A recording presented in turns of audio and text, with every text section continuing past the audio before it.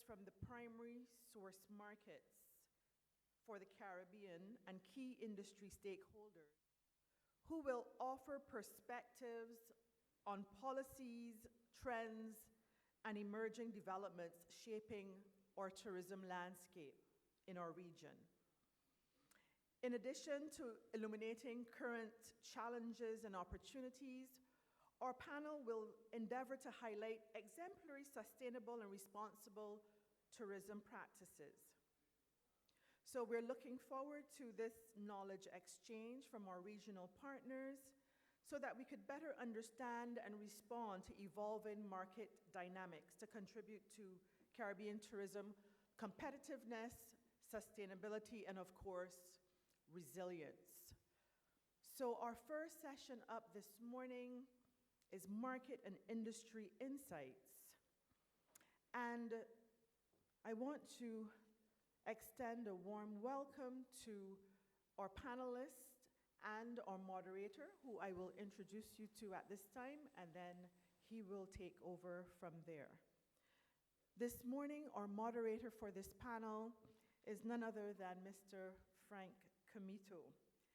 Frank is a special advisor and former CEO and Director General at the Caribbean Hotel and Tourism Association. I know he's absolutely no stranger to you in this room.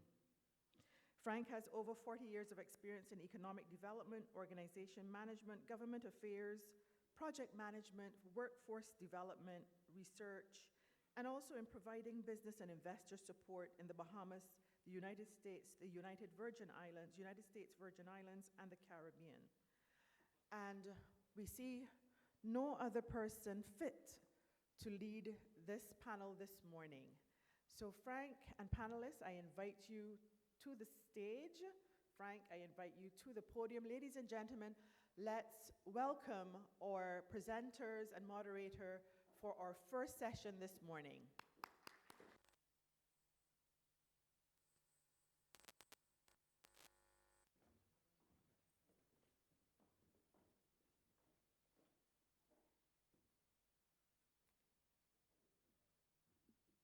Oh, what a bunch of brave souls getting here this morning after your reception, and welcome.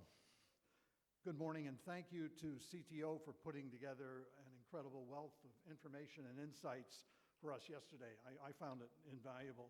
And hopefully you're all well rested, and for those who weren't, that you've had your coffee fix this morning. So our panel has been given kind of an unenviable task of jump-starting today's program.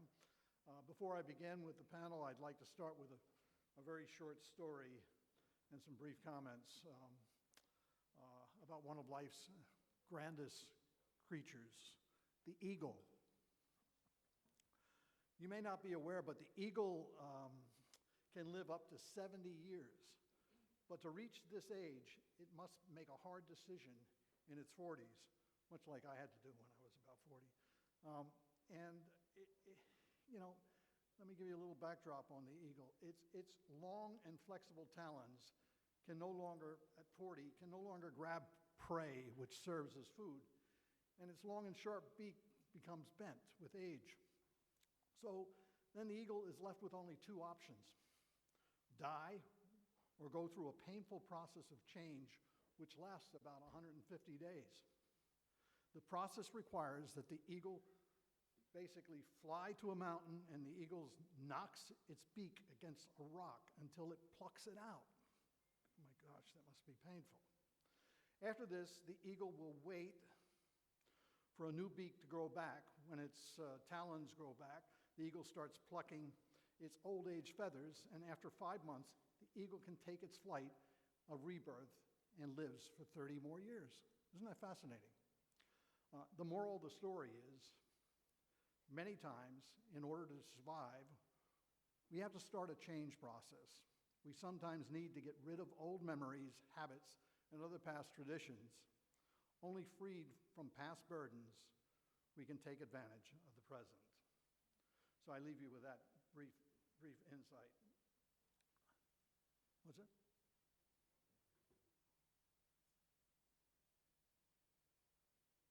They've got it connected. Okay, very good. And this morning's session is about change and adaptability.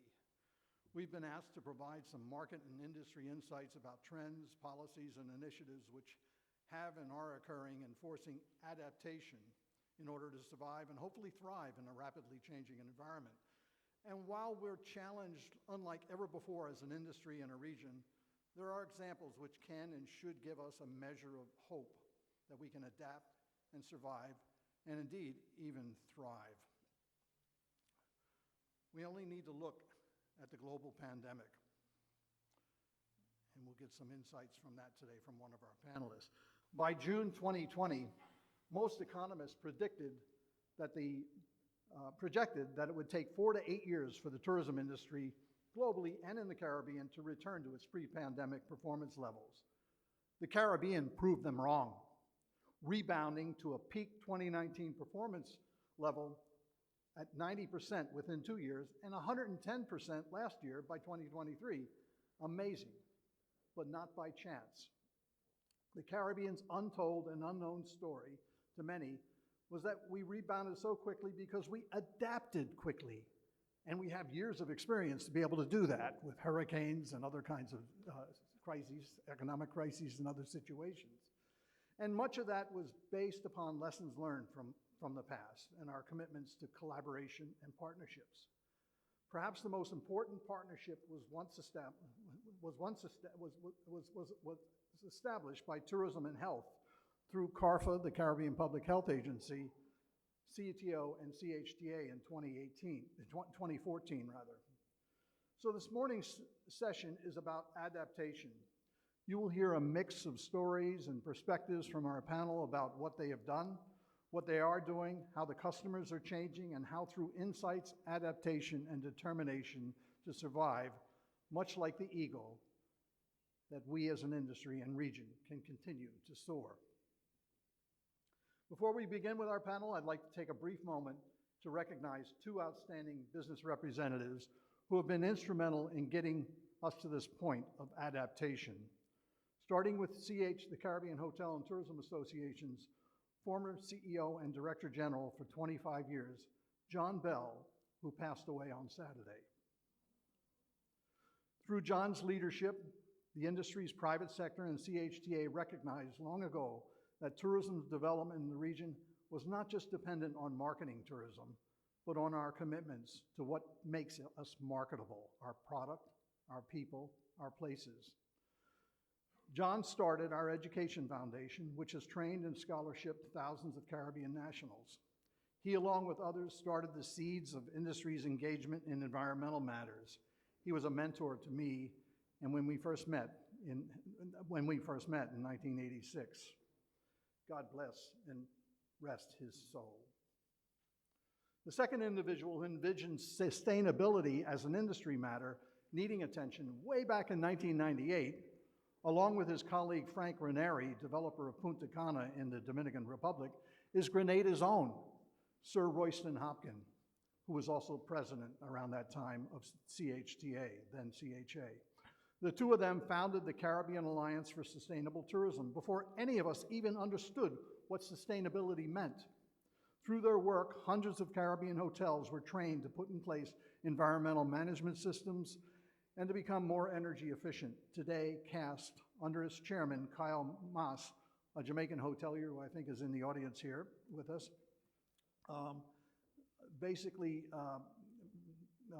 continues, and Kyle and CAST trustees continue to work on sustainable matters, currently well engaged on coral reef management and restoration efforts. This brings us to our first panelist, and who basically will offer insights on how a National Hotel and Tourism Association and her hotel have adapted to respond to our changing environment and a changing marketplace. It gives me great pleasure to introduce you to Kendra Hopkin, Deputy Managing Director of Blue Horizons Garden Resort and President of the Grenada Hotel and Tourism Association. Kendra?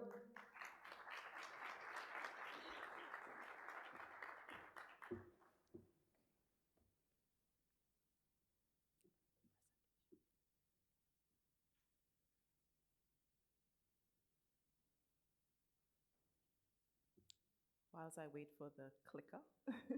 Good morning. Allow me to recognize the presence of our Minister of Tourism, the Honorable Adrian Thomas, and Minister Lennox Andrews. Welcome. To all that have come from near and far, in Grenada, you are Grenadians, so a very warm welcome to you. Thank you for joining us. And to our Grenadian stakeholders, welcome, and thank you for being here. So my perspective on this panel is a little different. I am a Grenadian, I am a hotelier, and I am the only hotelier on this panel. I believe that we do have some panelists that will attend virtually. So my perspective will be just a little bit different. I am a hospitality baby, born and bred in this industry, third generation in the Grenadian hospitality sector. My expertise is organic, on the floor, day in and day out in an industry that never sleeps. I am honored to be the newly appointed president of the Grenada Hotel and Tourism Association, a position held by many great hospitality Grenadian legends before me. However, very few wore stilettos. It will be, and it has already been established, but it will be later on today in partnership, how essential and important private-public sector partnership is to fostering sustainable tourism development and driving economic growth. I would like to share just a few success stories of how well this has worked in our small tri-island state. Taking you back to where it started, in a time where the Grenadian tourism economy yearned for the opportunity to be known for more than sun, sea, sand, and spices, and taking advantage of the growing demand for sustainable tourism, the Pure Grenada brand was born. It was the brainchild of the Grenada Hotel and Tourism Association. It led the GHTA to advocate for and spearhead the ban on single-use plastic bags and styrofoam.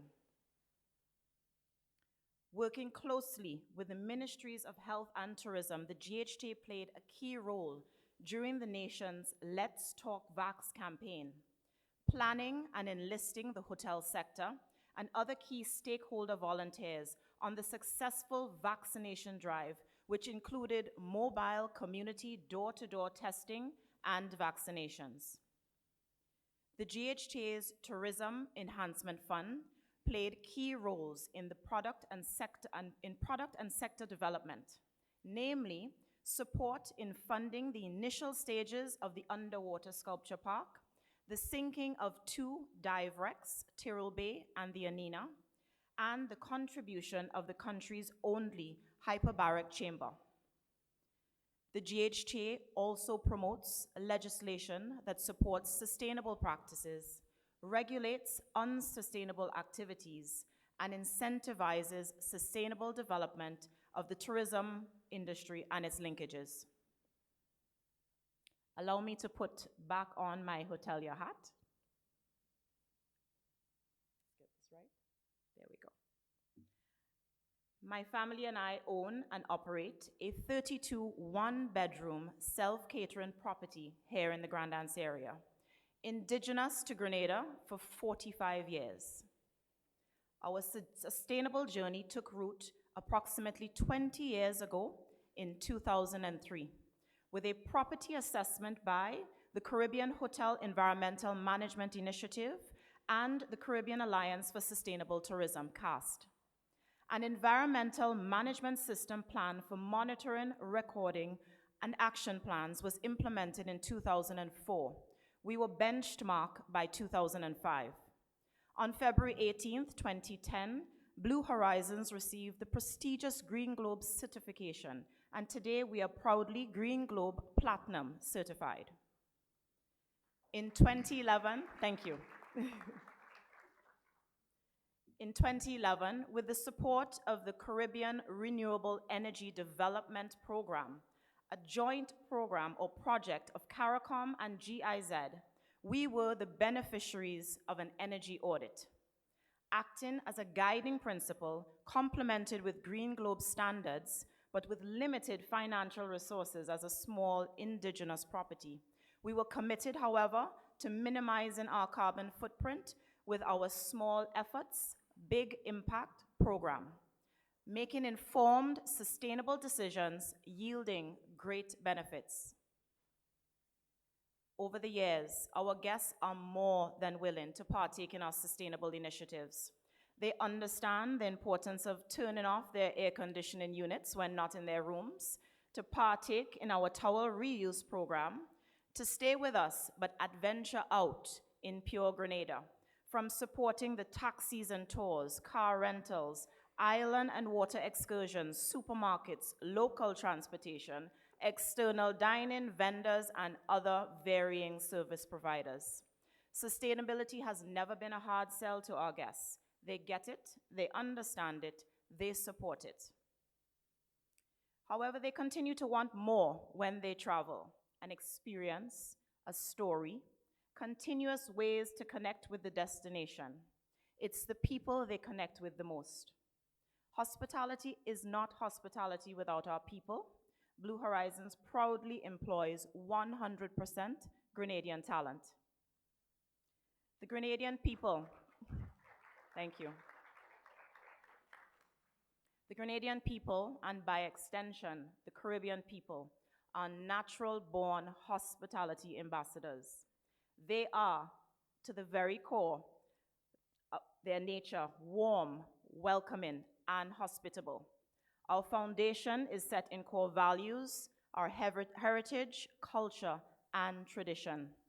Grenada is an oasis that can be anyone's paradise. Possibilities are endless with a sustainable platform. Thank you.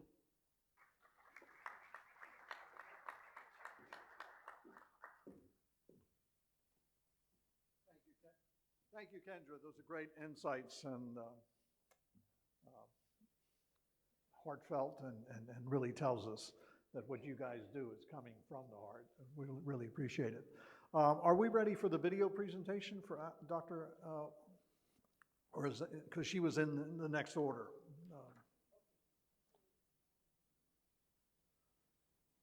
Good morning, everyone. Can you hear me? Yeah. Wonderful. It's a pleasure to be here. Thank you so much for having me. I'm so sorry not to be able to visit in person, but I'm really excited to share with you some health perspectives from the Centers for Disease Control and Prevention and talk a little bit through how we look at travel health notices and what we look at when we inform travelers of precautions to take when traveling abroad. I'm going to, is it possible to enable screen sharing, or I can go without slides? It's fine, I can go without slides. Alrighty, so I'm going to talk a little bit about our travel health notice process and what they are and what we do. So the goal of a travel health notice is to inform travelers about the health risks during outbreak situations, special events, mass gatherings, and other natural disasters that occur in any region of the world. And what CDC does is we provide protective advice and actions that travelers can take to prevent infections and stay safe and avoid adverse health effects when they travel. And these are issued by the Centers for Disease Control in the US for international destinations. And we understand fully that these can have far-ranging impacts beyond their intent to help travelers remain safe and make good decisions while they travel. So there are a couple of reasons that we would post a travel health notice. The first one being during a disease outbreak. And an outbreak is defined as a number of cases that is above what the reported expected number would be. And I'm going to come back to this at the end of my talk about why we would post.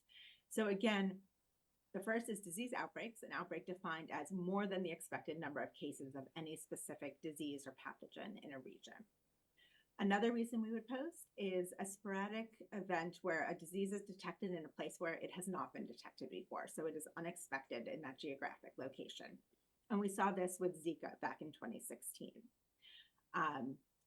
Another reason we might post is a natural or human-made disaster with severe environmental consequences and health risks. And this is where it might damage healthcare infrastructure. So for example, if there was a hurricane or a tornado where the hospitals were overwhelmed or there was limited road access to healthcare and travelers would not be able to access care, we might inform them of this situation through a travel health notice. And another reason we might post a travel health notice is for a mass gathering. When people gather and come together in large groups, there is the possibility of disease outbreaks, and we will provide information to help travelers protect themselves in these situations with increased risk. I'm going to go back now to the first one that I discussed, this disease outbreak one. And this is, I would say, many of our travel health notices when we see case numbers rising above baseline. And this is a really great way to partner with country ministries and with country partners on the ground, because the way that CDC looks at the baseline rate for cases is looking at reporting over years. So if we know that it is very commonly reported to have, let's say, GI illnesses reported from a location, and we see that number of cases reported, we would not even consider a travel health notice. If we see that there has never been a case reported and we see one case, that constitutes an outbreak. And this is a key piece of understanding that I think is really helpful, because if there's great reporting from a country or from a region about the things that they normally see, we understand that that is just part of the milieu of disease in that place, right? These are common things that happen and they are to be expected. We would never post a travel health notice for a baseline rate of disease.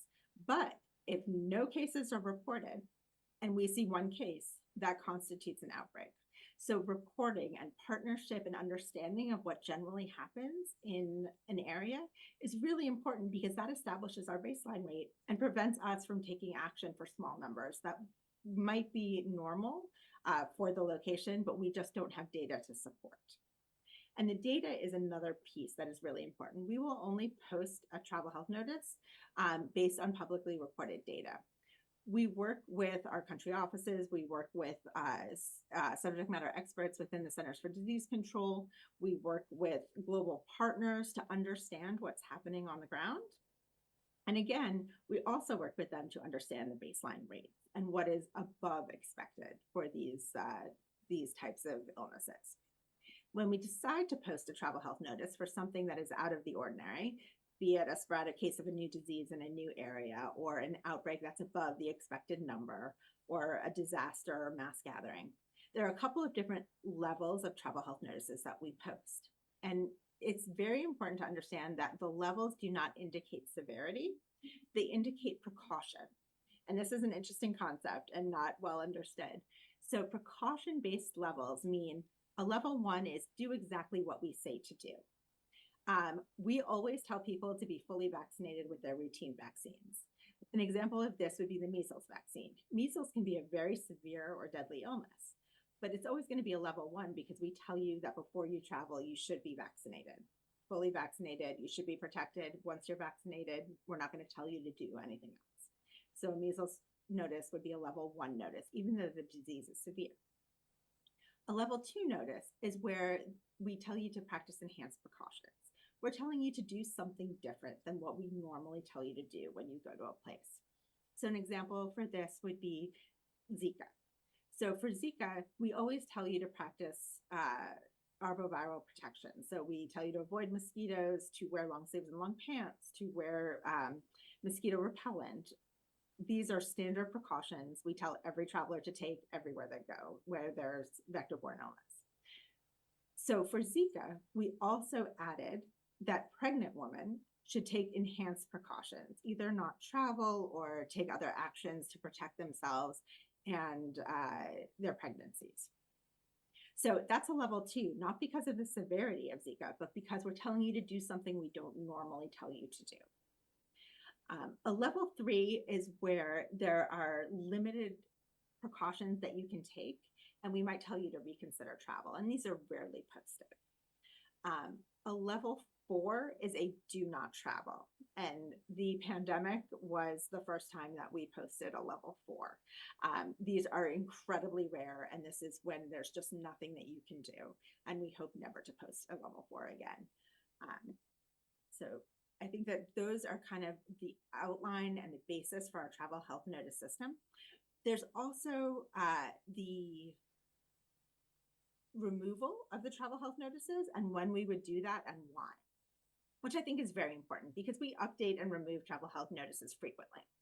And we can update a travel health notice when anything new is learned, when the situation evolves, when there's more information, the disease prevalence begins to, or incidence begins to decrease, when the season ends, when a natural disaster has passed through and the roads are now open again and the hospitals are not overwhelmed. So there are lots of reasons that we would adjust or remove a travel health notice. And we'll always do that in collaboration and coordination with the data on the ground, wherever that is coming from. And we hope to have a very strong collaboration and partnership with our on the ground partners in these cases. So I would just like to extend our goal of partnership, and we would love to work with all of you to make travel safer and healthier and to have a clear understanding of what we do, how we do it, so that the data can flow and we don't have to post travel health notices for things that really shouldn't be on our list, but due to lack of data, we have to post. So I would like to extend, my sincerest appreciation for inviting me and for taking the time to listen to what we do, how we do it, because I know that it impacts all of you greatly. So thank you very much. Thank you, Dr. Walker. And I'd like to mention as well that US CDC has been very responsive and engaged through the Caribbean Public Health Agency, and CTO and CHTA work closely with CARFA, and instances with Zika and instances in recent years, and certainly with COVID-19, we have been asked to provide data and information to you, and we have provided that to them, and that has influenced a lot of how they've handled the Caribbean. So this collaboration at that level has been very helpful as well. So thank you, and great insights. Next, next to labor, the cost of energy is the biggest input expense for hotels and cruise ships, and it presents opportunity to address these more effectively, both in addressing operational challenges for the industry, but also reputational challenges. It's important that we be proactive in this regard. So our next panelists will show us a bit as to how the cruise industry, and specifically Carnival Cruise Line, is adapting and adjusting to the changing environment. I'd like to call on Rich Pruitt to provide some perspective. So good morning, everyone. First, I want to start out and congratulate the organizers of the event, because when you look at the 5 Ps, I can't agree more with that, because we can't have sustainability without the first 3, but if you don't have the last number 4 and number 5, you can't have the first 3. So congratulations on that. I think it drives the conference, and the theme is well fitted with it. Clicker.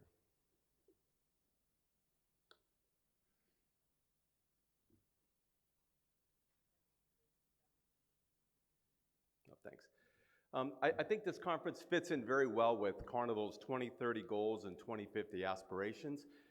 It's an eye chart for you, I can see that, but they address both regional and global issues around what this conference is set on.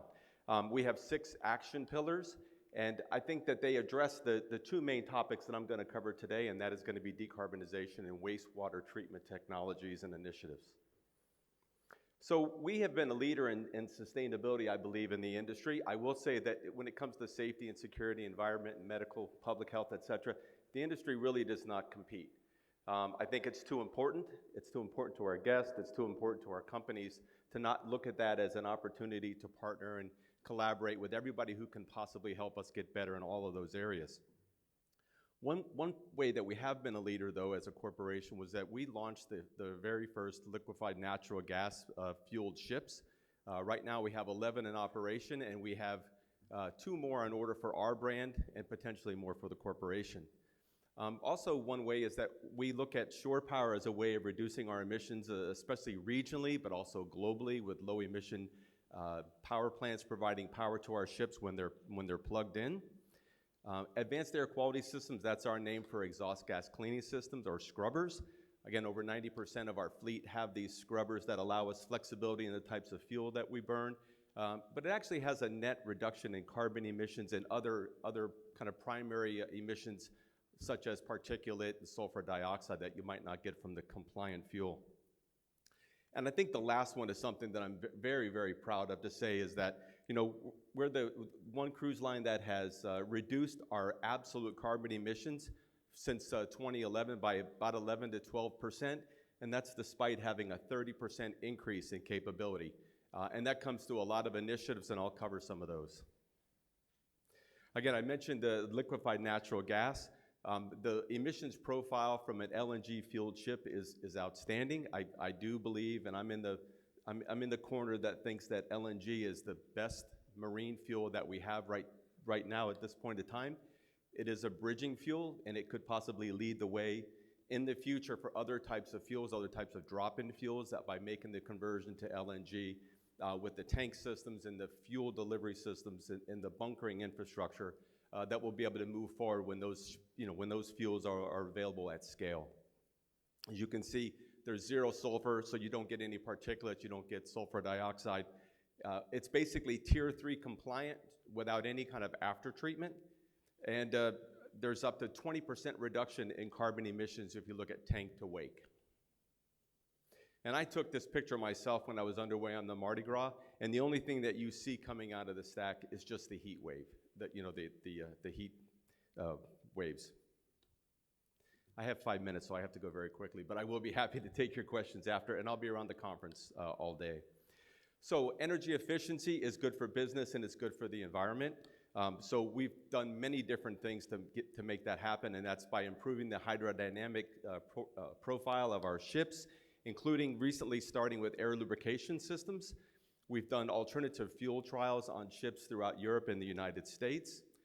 We have a battery storage trial that's going on right now. We have a fuel cell trial that's going on right now. We're looking at better ways to protect the hull from both biofouling as well as making it less friction. Waste heat recovery. Waste heat recovery is a very important energy efficiency practice that we all do so that we can capture as much energy out of the fuel that we do burn. We have a system called Neptune that does a lot of big data analysis, and it allows us to improve our voyages leg by leg. Again, I mentioned shore power and high efficiency appliances, throughout the ship. So again, it starts out with the way that our ships are equipped. We have diesel electric plants, which is the most efficient way to manage power distribution on a cruise ship. We have very efficient propulsion systems that reduce the friction losses with traditional propeller shafts. We don't have rudders dragging through the water. It's just about an 8 to 10% energy savings on propulsion. And propulsion is the largest consumer of power on the ship. We use, again, waste heat. We actually have some steam turbine generators that use that waste heat to drive a generator, and we produce power effectively for free. We use it to heat fuel. We use it to heat water for all purposes on the ship. We use it to make potable water by boiling seawater and turning it into potable water. And we also use reverse osmosis as well when it makes the most sense, because today's RO plants are much more efficient than they ever were before. Again, exhaust gas cleaning systems give us a lot of flexibility in how we can, the types of fuel that we can purchase and burn and still be compliant with all the air emissions regulations around the world. And in addition, anytime that we're in a port and we're using an exhaust gas cleaning system, we have an additional wash water filtration system that further clarifies the water to make sure that we're above and beyond what's required for compliance with the international standards on wash water. Ballast water treatment systems to prevent the transfer of invasive species, and I think all I have to say here in the Caribbean is lionfish. Nothing else needs to be said. Wastewater treatment technologies, again, oily water separators with redundancy. And additional analysis and recording systems are also on board our ships to make sure that nothing is getting by that's not fully compliant. Advanced wastewater system. This is a technology that is being delivered on all of our new boards, as well as we're going back and retrofitting ships to bring all the ships in line with treating sewage and gray water to a very high standard. And again, we don't use chlorine or any other disinfecting chemical. We use ultraviolet light to make sure that we're disinfecting it to meet the standards without adding additional chlorine or anything else into the oceans. So that is it. I look forward to your questions. Thank you. That's amazing. When I first saw those slides the other day, I said, no, there's no way he's going to do that in 5 minutes. So hopefully all the participants will be getting all the slide presentations, so you'll be able to dive into it a little deeper, and I think his email is on that presentation as well, so you can ask him some questions. Thank you so much, Rich, for the insights and also for sticking to the time limit. By the way, I did have a threat to all the panelists when we were having our planning call. I basically told them that anybody that went over 5 minutes, I would be having a shaving cream pie under the podium. And we would let them know that way. And I think that threat kind of helped a little bit. Let's go from the sea to the air. Virgin Atlantic and its leadership through Sir Richard Branson have been global leaders in sustainability for decades. And their work is showing in a lot of the technology that's evolving and other things that are happening with the industry through their leadership. Here to provide us with added insights on the challenges, opportunities, and changing markets, we're pleased to have join us Hannah Smith, who's the country manager for the Caribbean for Virgin Atlantic Airways. Many of you probably know Hannah. Welcome. Good morning, honorable guests and friends. It's so lovely to see you all. Something that wasn't mentioned is I am an honorary Caribbean. I chose the Caribbean over 10 years ago. I've been a Bajan for 10 years. So you will hear the Bajan accent slip in every so often. Like everybody else here today, I just want to send out a massive thanks to the organizers of this. It has been an incredible few days with, I know, a lot more to come. At Virgin Atlantic, we service 8 destinations in the Caribbean directly. And indirectly, it actually is about 26, 28 different countries. So the Caribbean is definitely our home away from home. We celebrate 40 years of flying this June, so there will be some birthday parties coming. And as you all know, Sir Richard Branson has made the Caribbean his home. So just to echo how much we love the Caribbean at Virgin Atlantic. In terms of aviation, in 2019, global aviation supported $3.5 trillion of GDP, 88 million jobs, and 1/3 of all trade value. So aviation is important. It's not going to go away. The industry as a whole is committed to taking action now to deliver net zero by 2050. But at Virgin Atlantic, we've gone one step further, and we have already committed to some fairly ambitious interim targets. So by 2026, which is not that far away, we will have a 15% gross reduction in carbon emissions, which will be done by our continued fleet transformation and our operational efficiency. By 2030, again, not that far away, we will have a 15% net reduction in total carbon emissions, including 10% SAF. And by 2040, we will have done a 40% net reduction in total CO2 emissions. So some fairly ambitious targets, and how are we going to achieve it? I see you all asking. I'm going to ask you by a show of hands, who here knows what sustainable aviation fuel is? A few of you, good. So fuel, as we've kind of mentioned throughout this program, is our single biggest cost.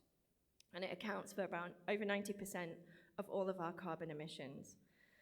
And as hopefully you are all aware, in November of last year, we operated a 100% sustainable aviation fuel flight from London Heathrow to New York. We did that, thank you. We did that with a consortium of various industry leaders, and it was super successful and has kind of proven that if you make it, we will fly it. But there are some issues with sustainable aviation fuel. The global supply is just not there yet, and that involves policy change. So we are advocating for policy change. We're advocating for the price certainty to support the scale up of global supply and the creation of a UK SAF industry. So that's one of the main things Virgin Atlantic is advocating for massive change. There just isn't enough sustainable aviation fuel to be able to operate all of our flights and all of the flights from the other airlines around the world. But SAF presents immediate opportunity to deliver CO2 reductions by 70%. We are and we have been committed to innovation, action, and transparency to reduce our environmental impact. And through our fleet investment, we operate one of the youngest, most fuel-efficient aircraft operating across the transatlantic, with an average age of less than 6.5 years. So a lot of our planes still smell like new plane. From a hotel's perspective, we encourage all of our hotels to get certified by the Global Sustainable Tourism Council, and we have seen definitely a growing demand for sustainable tourism. We do a lot of small things alongside the big things like SAF, so we encourage all of our customers to treat the hotel that you stay at as your own. So like we were mentioning earlier, turn off the AC when you're not in the room, take a water bottle, don't be wasteful. And we even know of many of our customers participating in beach cleanups that are run by hotels. I think for us, collaboration is key. And on that note, I had two things to talk about today, sustainability and also interregional airlift. So on the subject of collaboration, because all of you are here today, fantastically, hopefully many of you know that in June of last year, we launched our inter-island flying program between Barbados and Grenada and Barbados and St. Vincent. And that was done because of the collaboration of many of the people in this room.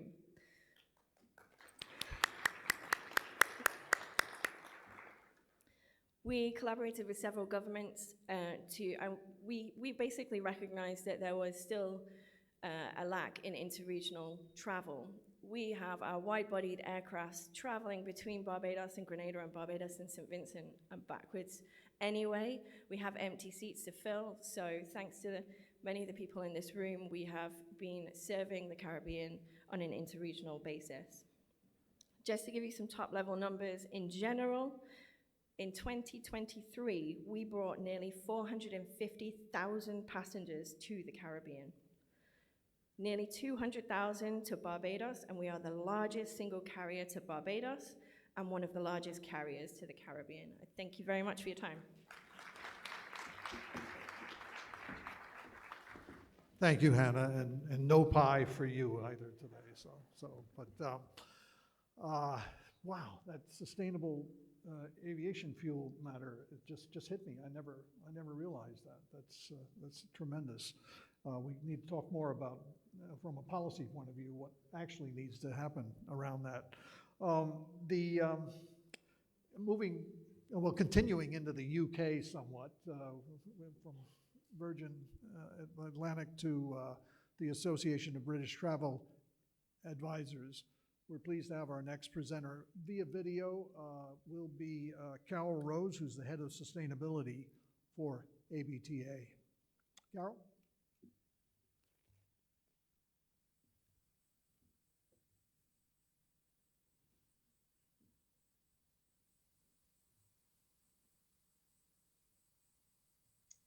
Hi everyone, good afternoon or good morning. I am delighted to be addressing this collective of dignitaries and professionals and students at this Caribbean Conference on Sustainable Tourism Development. Today, I will be sharing with you some important insights from ABTA's Holiday Habits report on consumer trends around travel from 2023 into 2024, Also, I'd like to highlight what are the key topics around legislation and what are the sustainability trends that is driving ABTA's work on sustainability. However, before I start, I want to give you an overview of who we are at ABTA. So we are a membership organisation established over 17 years ago. We are the UK's largest travel association, representing travel agents and tour operators that sell around £32 billion of holiday and other travel arrangements each year. Our main functions are raising standards in the industry and by giving guidance on issues from sustainability to health and safety, and providing schemes of financial protection and offering holidaymakers a course of redress should something go wrong on their holidays or in the process of booking their holidays.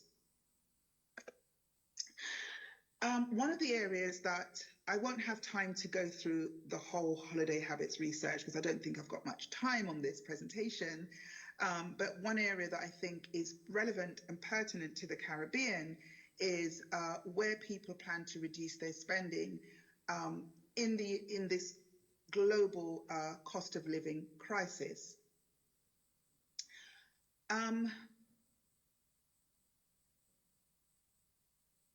What our research has shown is that despite inflation and the high cost of living, people do not want to cut back spending on the activities that make them happy, such as shopping, eating out, and holidays. And this table that you can see highlights a list of leisure activities that we pull the data on. And what it shows is where people plan to reduce their spending against the previous year, in this case being 2022. As you can see, by looking at overall prioritization, the prioritization of spend, barely anything has changed from 2022. And this, I think, is good news for the industry. Just to note that our holiday habits survey we carry out year on year. It is done at the end of, or towards the end of the year in October, and we launched this at our travel convention, which happens at different destinations year on year. And we do a quantitative and qualitative analysis of 2,000 representative of our demographics. What I think is also relevant to this presentation is to show what spending, what holidaymakers are looking to spend next year, which is this year going into 2025. As you can see, more than half plan to spend the same amount of money on holidays next year, which is this year, and actually more spending said that they would spend more than less. And the only thing that would actually limit their spending is the cost of their energy bills. And this was seen as more, they wanted to commit to more than even their mortgage payments or even their rent payments.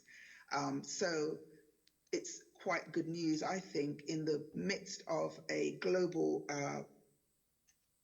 cost of living crisis, that the consumer wants to continue to spend on leisure activities, including holidays.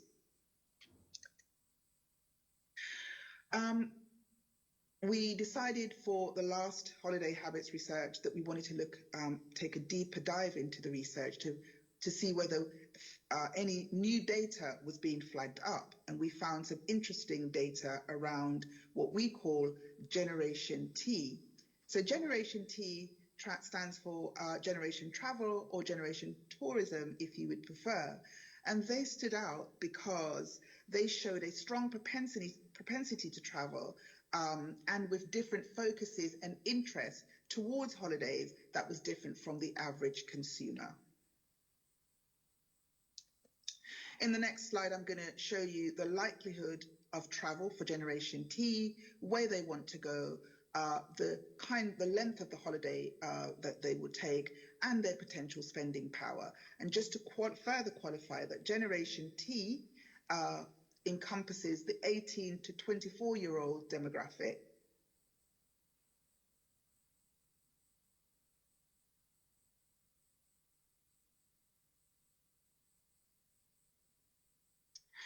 So looking ahead to next year, now, while amongst all travellers, 64% say they will take an overseas holiday next year, up to 52% who went away last year, Generation T sees 72% planning to go overseas. So again, against the typical traveller, against last year and this year. Last year being 2022 is shown on the light blue line, and next year being this year and going into 2025 shows the data for on the dark blue line. So you can see Generation T outstripping all of the other travellers for 2022, wanting to plan overseas travel in the coming years. So that's very encouraging, I think, for the sector. And so let's look at where people say they'll go next year, being this year. Here are the country of choices that are given as where Generation T and all travellers want to go. And you can see a difference between Generation T. Italy is the #1 destination that they want to see, against Spain, which is where all consumers tend to travel to from the UK source market.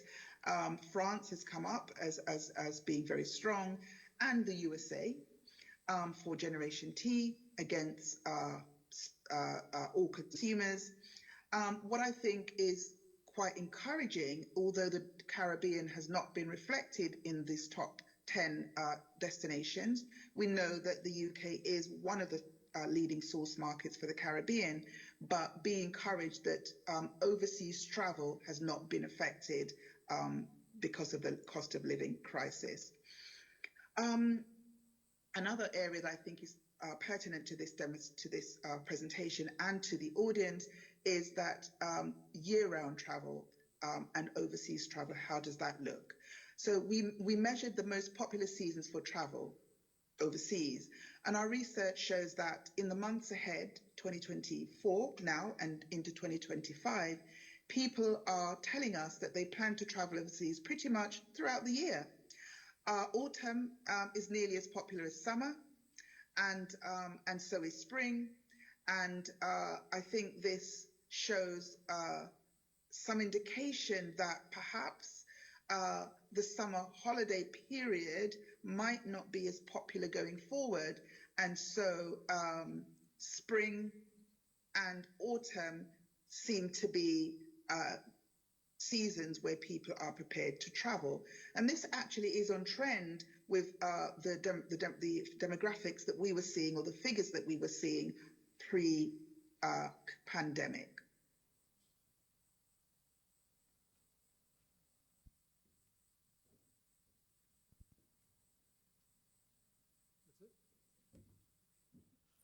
That's some great insights. Boy, Generation T. That tells us a whole lot, doesn't it? Particularly since we weren't in the top 10. Thank you so much, Carol.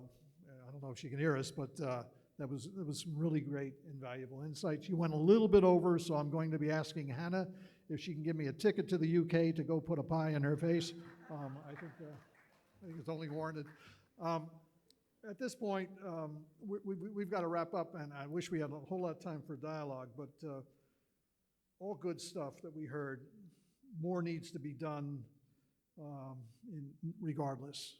We know that. Basically, reference was made yesterday by the PM and by Adam Stewart about our brand, the Caribbean. And I'm going to pose a question to the panelists. Basically, more needs to be done. Is our story and our challenges and the good things that we are doing, but also our challenges, is it adequately being told to the marketplace out there? I don't think most people know what Carnival's up to right now. I think your story is a little bit more known. What individual properties and destinations, public and private sector, are doing. I mean, to create an image of the Caribbean being sustainably conscious. Are we moving along that path adequately? Are we getting our messaging out? What else do we need to do? I'm going to ask the panelists to respond to that. Hannah, you want to start? Sure.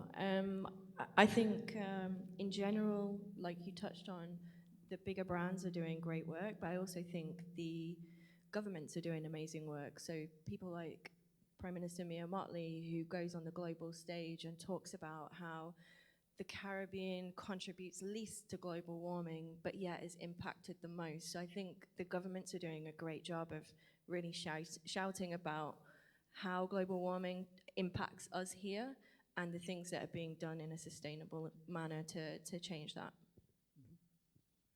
Anyone else? No? Hello? Okay. Yeah, I think there's always more you can do to try to share what you're doing. And I think the most important part of that is how do we engage with others to partnership, going back again to the Ps. I think there's a tremendous amount of desire to get more done in every region, but especially here in the Caribbean. I'm a big proponent of the idea of us getting out there and telling our story. Again, so that we can engage with partners around the region to get significant improvements both on the water but also on land. Very good.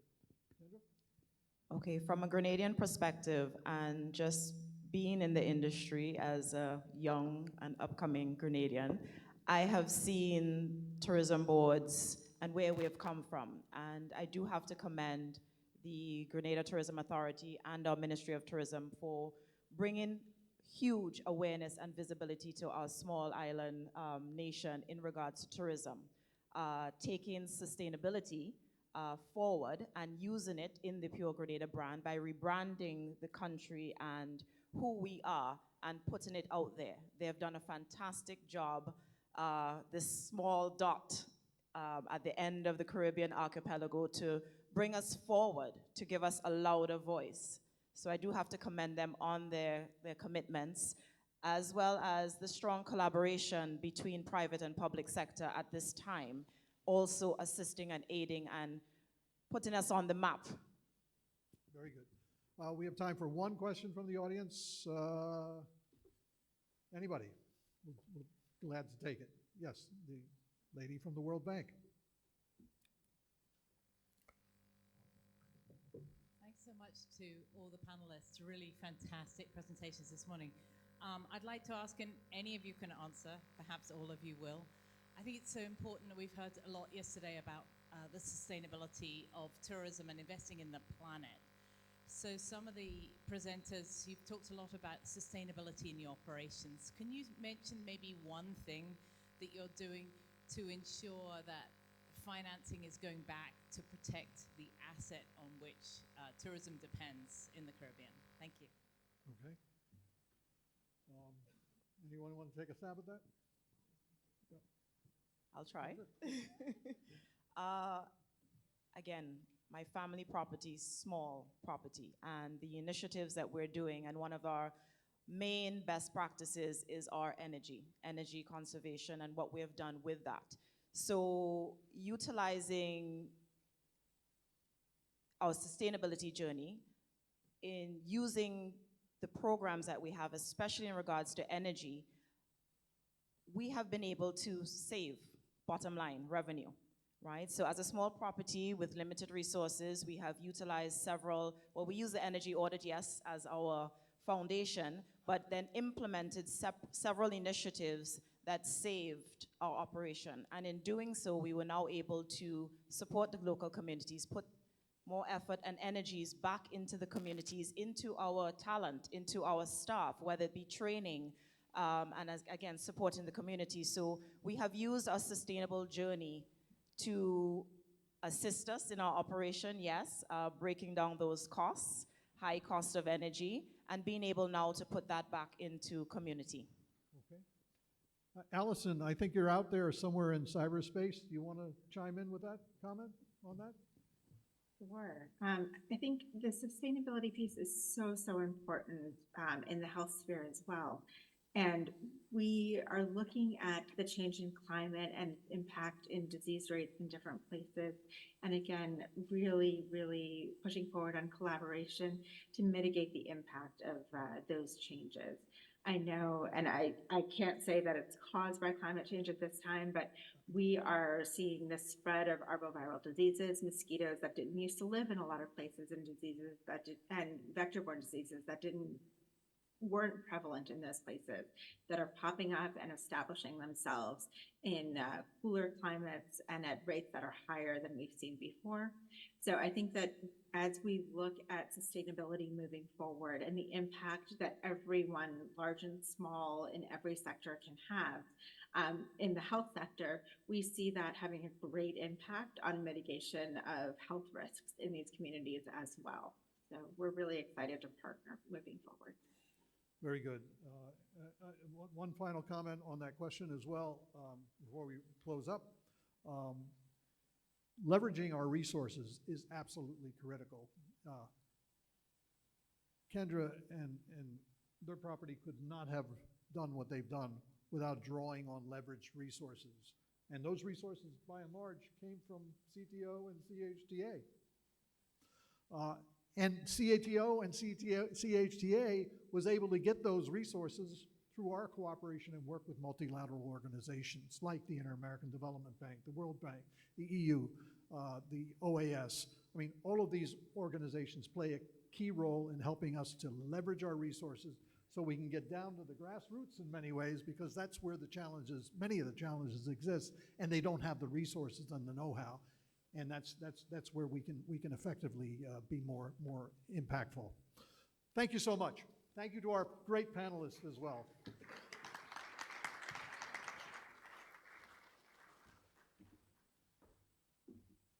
Ladies and gentlemen, one more time, let us give thanks to the moderator and to our presenters this morning. Thank you.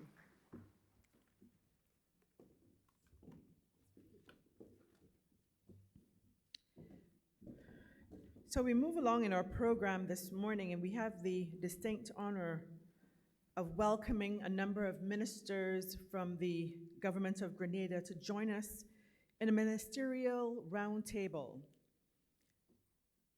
And this is a ministerial dialogue on cooperation and intersectoral linkages. And this fireside chat that we're calling it will feature spirited contributions from ministers of the government of Grenada, where they will explore modern challenges and solutions that are highly relevant to the ongoing practice of sustainable development and disaster risk reduction. And to take them through that session is our moderator, Mr. Bevan Springer. And Bevan is, again, no stranger to many of you in here.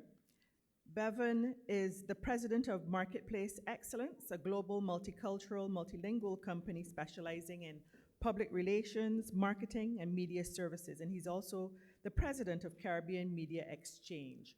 So we welcome to the stage our moderator, Mr. Bevan Springer, and our ministers who will be participating in this fireside chat. Welcome them.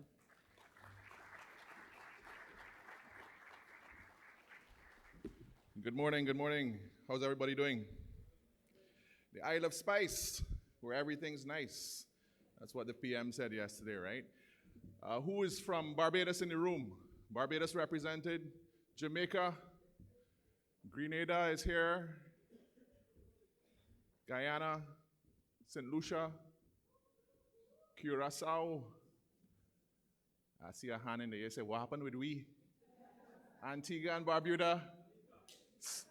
St. Kitts and Nevis. Fantastic, fantastic. Dominique in the place. Well, you know, if this is a Trinidad Carnival fete, I'll say, anybody missing? Trinidad and Tobago! All right. Well, Trinis, sorry, it's about Grenada this morning. It's about the Isle of Spice. And on stage, we have some very esteemed representatives of the government of Grenada. We are happy. It has been a substantive conference, lots of amazing issues focusing on the Peace, People, Planet, Prosperity, Purpose Partnership. My name is Bevan Springer. As you heard, I'm the president of Marketplace Excellence. We're the agency of record for the CTO, as well as the Caribbean Media Exchange. We represent this nonprofit organization, and we're delighted to be here. Myself, I embrace the quintessential Caribbean experience, born in Trinidad and Tobago. I grew up in Barbados, Guyanese mother, and understand that I may have been consummated in Jamaica when my parents were attending UE. But in any event, we have some fantastic speakers this morning. I understand that the Honorable Kerryne James is running a bit late and may not be joining us this morning. But nonetheless, we have some really amazing speakers. Kerryne James is the Minister for Economic Development Planning, Minister for Climate Resilience, Environment and Renewable Energy, and she may be joining us a little late this morning. I have the task of moderating a session in 30 minutes with ministers. And when we went through our little prep, I said to each minister, 3 minutes introduction. And one of them, I won't tell you which one, said, man, 3 minutes? You asking a politician to talk for 3 minutes? You got to be kidding me. I won't say who said that. But nonetheless, we have some really amazing ministers. Senator Adrian Thomas, the Minister for Tourism, Creative Economy, and Culture in Grenada, our hosts for this CTO conference. Let's give him a round of applause.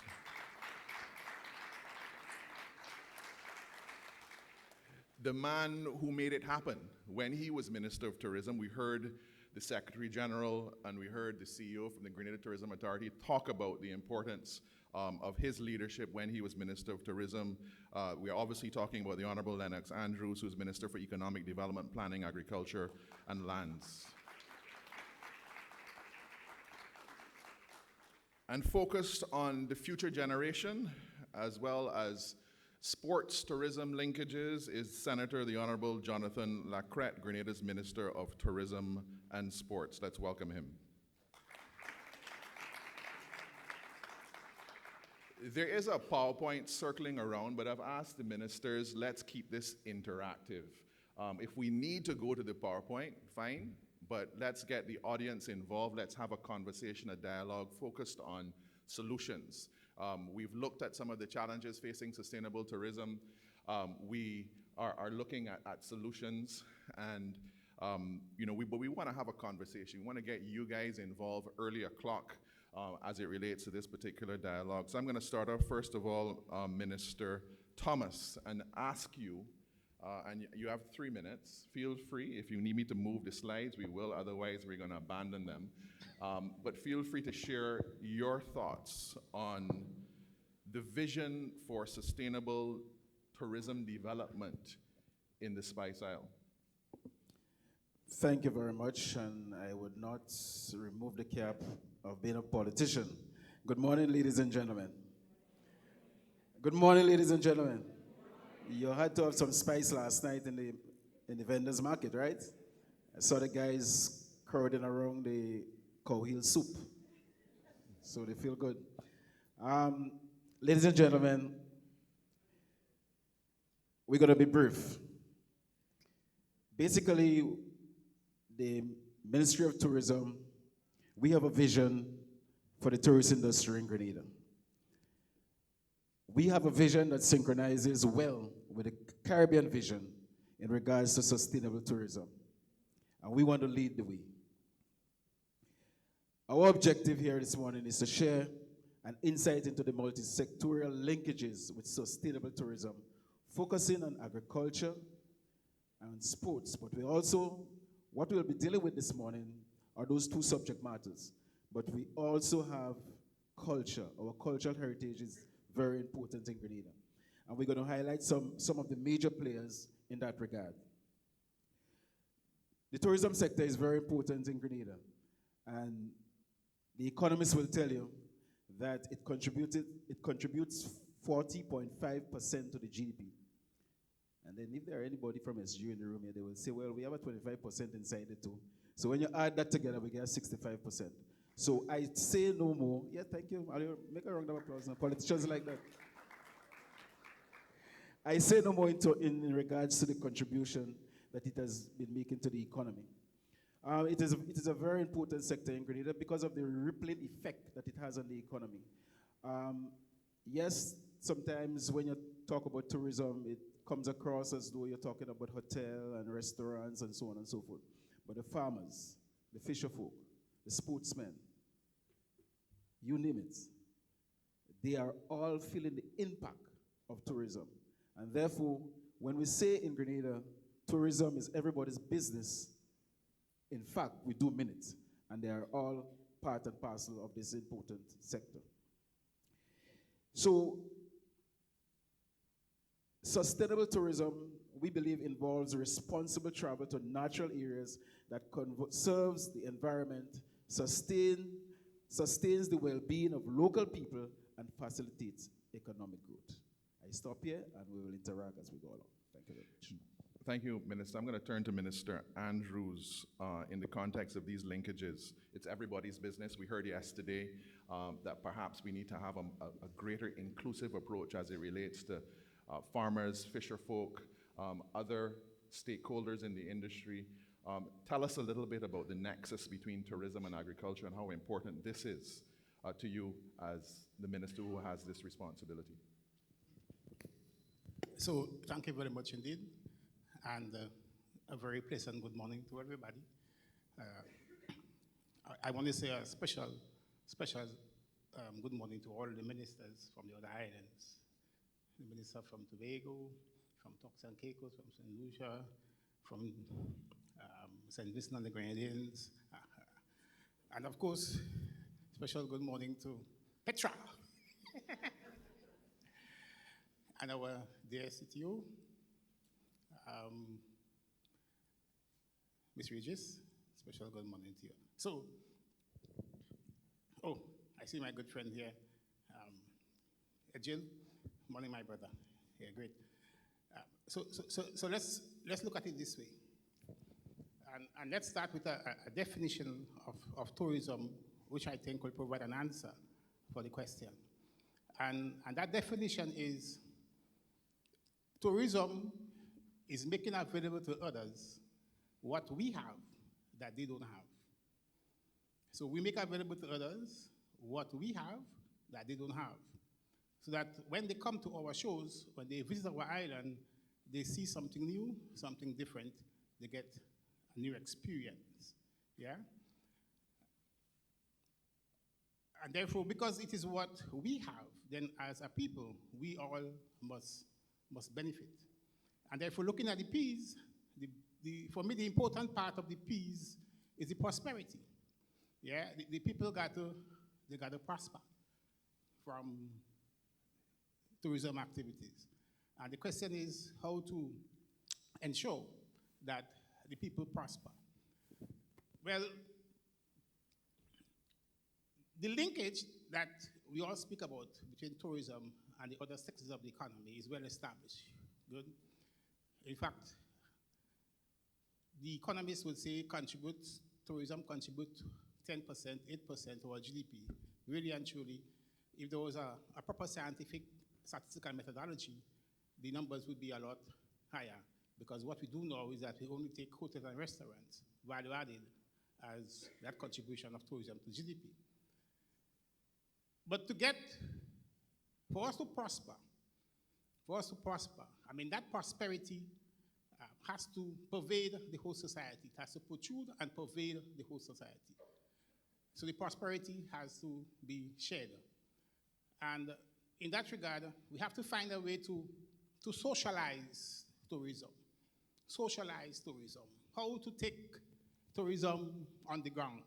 How to take tourism to the streets. How to take tourism to the nook and cranny of the country so that everybody will benefit, will be prosperous, because it's everybody's business, as we say in Grenada. And therefore, it means that we can do different things. We can embark on a program of community tourism, where we get the community involved in different aspects of the tourism, like we have done in Grenada. We have a project where we provided up to $75,000 EC to individuals and small businesses so that they can expand and build or even create new tourism products. Good, so that's one thing that we would have done. And the other thing, Another approach that we can take is that given the strong linkage that exists with tourism and agriculture,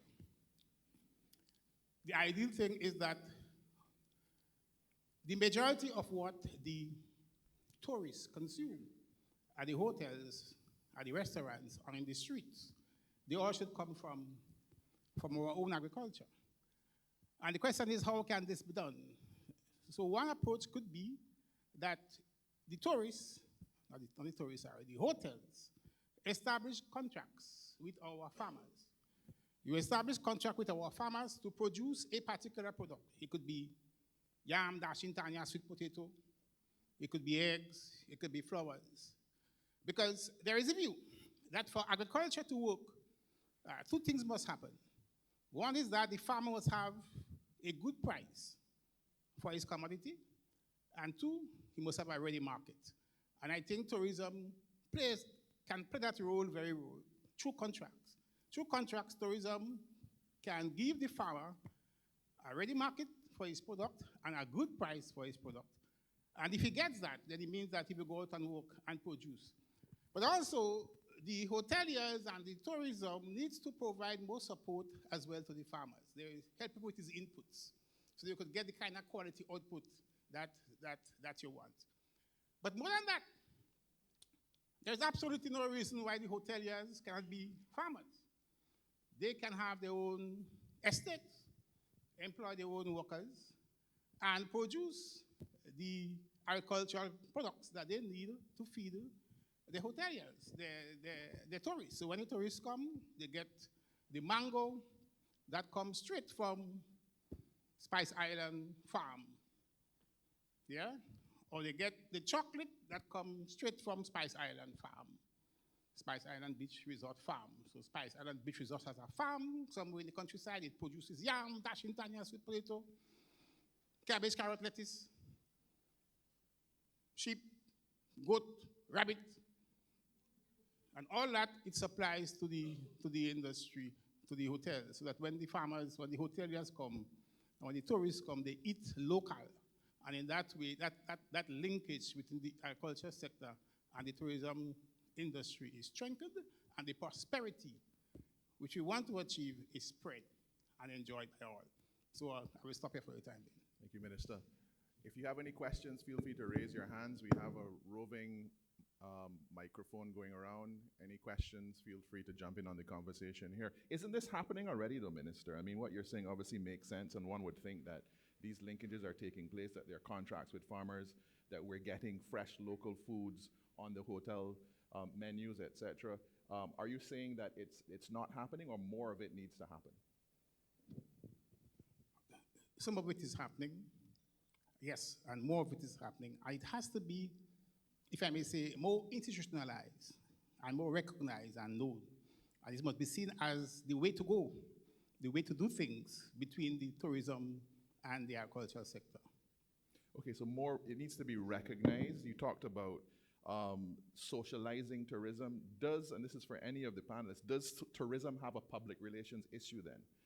As it relates to telling the story about the true impact of tourism? We heard about the leakages. Linkages are key, but leakages, that's a problem. I believe it was the executive chairman from Sandals yesterday talked about 80% of the dollars coming into Jamaica leaving the country. Do we have a PR problem in tourism, or an opportunity? Any of the gentlemen? Put it this way, tourism is yet to be taught in primary school, secondary schools. So it comes across as a tertiary institution business. And if you're preaching tourism is everybody's business, really and truly, we have to start talking tourism in the primary schools. This year, we'll be bringing Grenada history in schools, all schools, and it's mandatory. And I think we have to take the same approach in regards to tourism, if it's everybody's business and if we want the whole society. In regards to the linkage between agriculture and tourism, I believe, I was former Minister for Agriculture.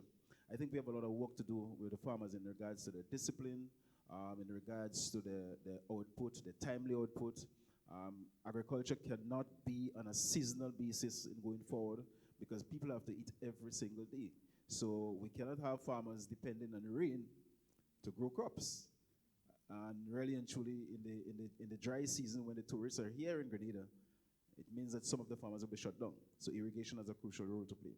And therefore, farmers have to be planting crops year-round. So we have some work to do in that sector so that we'll have the real linkage that we're looking forward to. Let's go back to the point about tourism needing to be taught in primary school.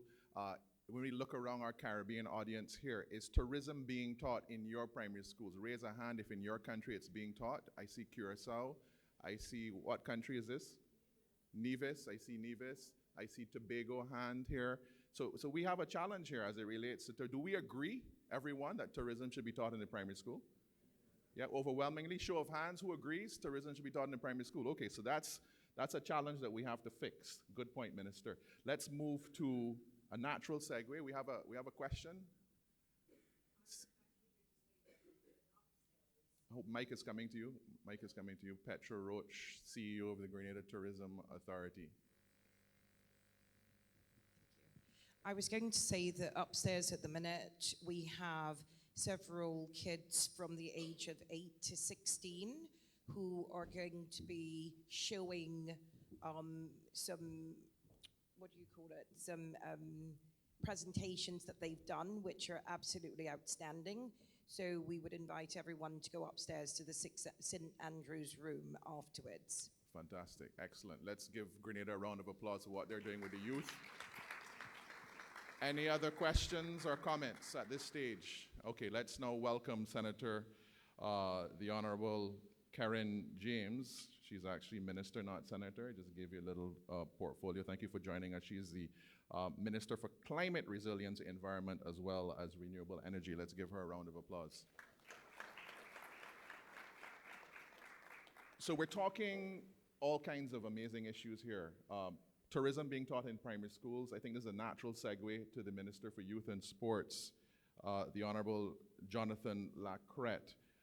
Your thoughts on getting the young people engaged at an early age in this bread and butter industry in the Caribbean, and how do we get young people to think about tourism as a career of first choice as opposed to something that's a last resort? Testing 1, 2. Good morning to everyone, my honorable colleagues, Minister, nice to see you this morning, and those of you, our guests, that have converged on Grenadian soil this morning to be with us. The dialogue is going to shift differently a bit simply because it's youth and sports that you're dealing with, and I just want to say that having the mandate for the Ministry of Youth and Sports, one of the things that I recognize upon entering into the ministry, together with my policy team and management team, is that the ministry needed to deliberately sit and strategically re-engineer where we wanted to see youth and sports in 2030, 2020, 2035, 2040, with the kind of sustainable principles that speaks to what the next generation should be able to platform themselves on. So first and foremost, I believe in structure because for me, the structure drives every other process that falls under the operations of the sector. And as a result of that, one of the first things that we did is come up with a strategic focus for the youth and sporting sector. So we have designated or categorized the years 2024 to 2027 as the years of global youth leadership and succession planning. I want to say that again for emphasis. The years 2024 to 2027, they have been categorized, designated as the years of global youth leadership and succession planning. I'm just going to let that simmer for a minute in your mental faculties so that you can think about what it means, and maybe we can dovetail into a greater conversation with that thematic representation. Because it means a lot of things for us. Sustainability or sustainable youth as well as sports tourism means for us a call to action. Because our focus is not just the young people now, my daughter, my son.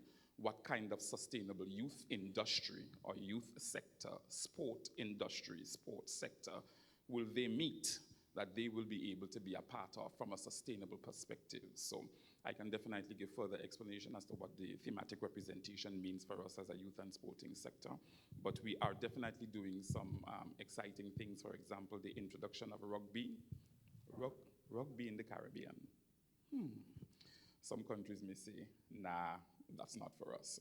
But we have to move away from the traditional sporting disciplines and introduce the kind of sporting disciplines that are already platformed themselves on the international market so that we can be open and have a greater scope of introduction of these disciplines to our young people, as well as bring in the kind of stayover visitors that we want here on our small island developing states. Thank you, Minister. Very good intervention. I like the point that you've made as it relates specifically to succession planning. Minister James, you were the youngest minister appointed to the Senate originally. Is that correct? You're a senator first, and you were the youngest to be appointed to the Senate. So we're talking about succession planning here. The best and the brightest in the Grenadian cabinet, and leading with passion and vision. When I spoke to your assistant prior to this particular discussion and I explained the time constraints, she was like, wow, because our minister is very passionate about issues, and I think this is a beautiful representation of what the future of the Caribbean and the future of Grenada looks like. Let's give her a round of applause. We're going to pivot. Feel free to comment on any of these issues, but your ministerial portfolio focuses on climate resilience, environment, and renewable energy. How do you see the future of Grenada as it relates to embracing these particular issues, especially the development of renewables, which are critically important? So good morning, everyone. My apologies for reaching not really on time. I had 2 other engagements that I couldn't put off, so hence my delayed participation. But I just want to start off by saying how proud I am of the Grenada Tourism Authority and the Ministry of Tourism, Culture, and the Creative Arts for really and truly facilitating something like that together with the CTO to establish that platform for us to have a dialogue. And I was looking at the agenda, and I'm very happy that it is not only focused mainly on tourism in its entirety, but it considered a collective approach in this. And so me carrying the portfolio for the Ministry of Climate Resilience, Environment, and Renewable Energy, we are happy to be here in this conversation. A lot of times when we, as small islanders, we think about tourism, we see it as just what it has been traditionally represented as for us.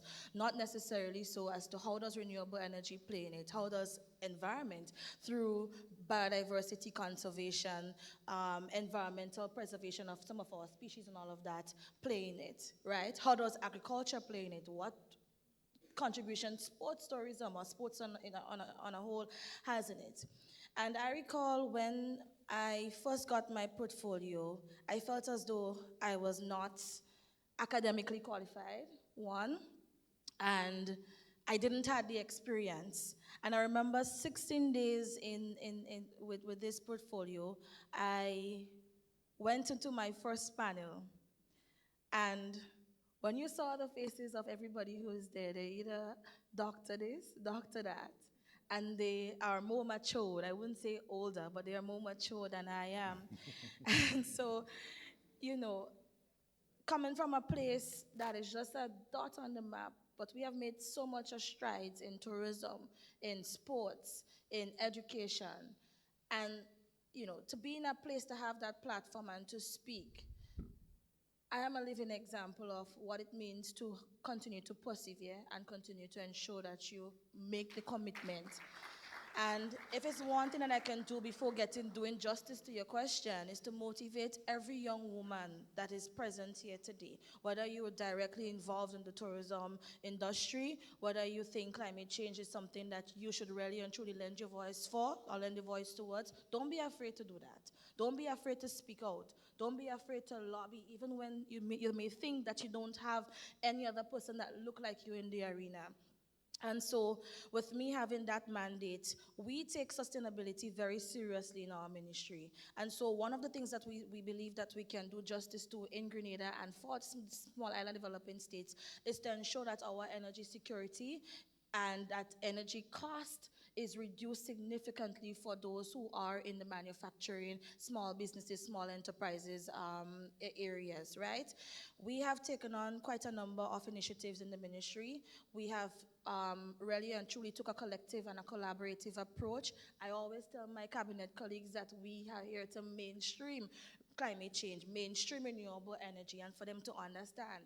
And without us doing any project or executing any plans, I first consulted my cabinet colleagues to let them ensure that they understand and to see how they can take our mandate towards implementing it within their respective ministries.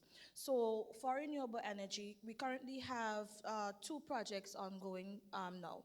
One is a solar PV project plant in Limne Carriacou, the sister island, that is going to be forced to be reckoned with, not so in the far distance in terms of tourism. We have a 600 kilowatt PV plant there, and the intention is to make, Prime Minister has given us the mandate to make Carriacou and Petit Martinique the first 2 islands to be 100% renewable energy reliant, going out from fossil fuels, right? We are currently in the commissioning phase of that project, and the intention is to expand that project to much more than 600 kilowatts. Additionally, we have a geothermal project that is ongoing as well too. The intention is to, once we have explored and there is geothermal potential, we are anticipating a 15 megawatt base load capacity geothermal plant. The challenge with that now comes, we have identified 2 sites on island for that geothermal exploratory drilling. One is in my constituency, St. John, and the other is in St. Patrick. Putting renewable energy into the context of tourism now, you would realize and understand that most of the tourism activity in country happens to the south of the island. So it means, therefore, that we don't have another mandate or we don't have another opportunity, but we must collaborate. We must have that intersectoral, interministerial conversation, because infrastructure needs to get involved, agriculture in terms of land acquisition, in terms of how do we prioritize development, what development looks like for us. Tourism needs to get involved, because we have to now try to diversify and to expand where we encourage investors to build hotels and Airbnbs and all of that in order to grow our GDP. So we have been doing quite a lot in terms of looking at other alternatives, seeing how best we can collaborate more with the utility company to ensure that transmission and all of that is embedded within the projects that we would undertake. We have looking at other alternative forms of renewable energy, wave energy, wind energy, that would be forthcoming. But all in all, I'll wrap up my response to say that we have a mandate to ensure that whatever we do, it does not leave the next generation without an environment. This is the only home that we have. And so yes, we might be a small island nation. Yes, our GDP is reliant mostly so on tourism, but we also have to take into consideration that we cannot develop tourism without neglecting the environment, because without the environment, there is no industry, there is no sector. Thank you. The future is bright in Grenada. We have 4 ministers here. We're going to continue. We're going to focus a little bit on intersectoral linkages, the importance of ministerial collaboration. Gather your thoughts. We have some ministers in the front here. They're in the firing line. Tobago, Turks and Caicos, BVI, St. Vincent. Your thoughts, your reflections on what you've heard this morning. If we can pass the mic, where are the mics? Let's do we have a mic over here. We have a question here. Give these guys a break to get their thoughts, but we're interested to hear what the ministers have to say on this dialogue this morning. Please say your name and your company or organization. Hi, my name is Anastasia. I'm just a regular Grenadian. Hold on, we're going to make this regular Grenadian feel special. Let's give Anastasia a round of applause. You're special. You're no longer regular. I didn't wow. Please stand for the videographer, please, Anastasia. I have to. since you got a round of applause. Hi. So, Minister Andrews, you spoke about the interconnectivity between agriculture and tourism. And Minister Thomas, you also spoke about the ripple effect that it would have among fisher folk. I believe it was the farmers and some. So we spoke about the ripple effect. The support of the farmers is very necessary because, as you can see, or you may know, in Grenada, and not only in Grenada, in the regional, it's a problem when farmers plant and they're not able to receive or to see their crops because predatory larceny is so bad.